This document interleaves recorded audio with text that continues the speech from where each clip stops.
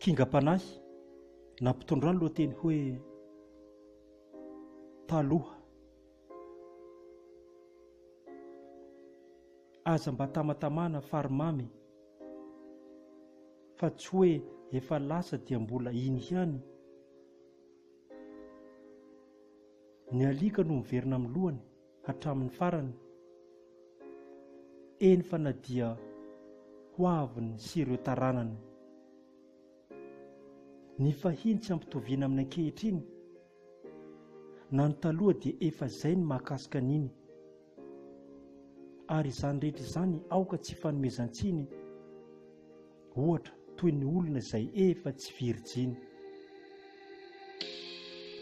Na ny lahy na ny vavy manana ny lasa sy ny taloha. Eny fa na dia fomba fitafy, ohatra toy ny pataloha. Tranga marina io ary tena misy tokoa.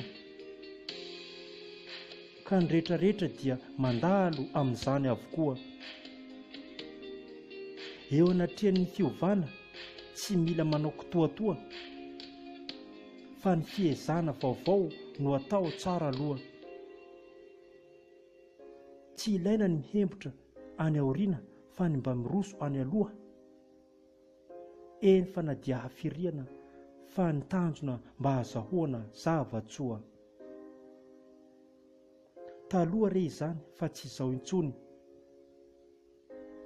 Ny nahitanao ahy nifoka rongony. Ankehitriny koa zaho efa mpividy vary amin'ny gony.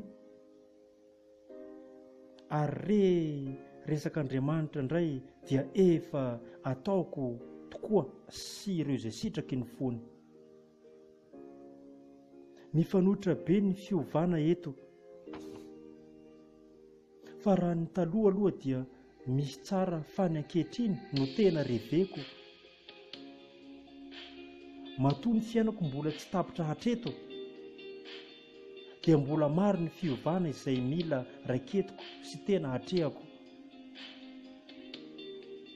Aleo izany no mba iainana fa tena tsara sy mahavoa.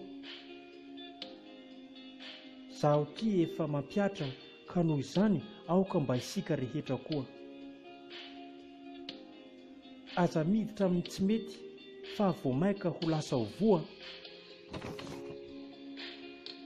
Fa ny fandrosoana sy fivoarana amin'ny tsara no tiako ambara izay akoatra n'ireo efa taloha.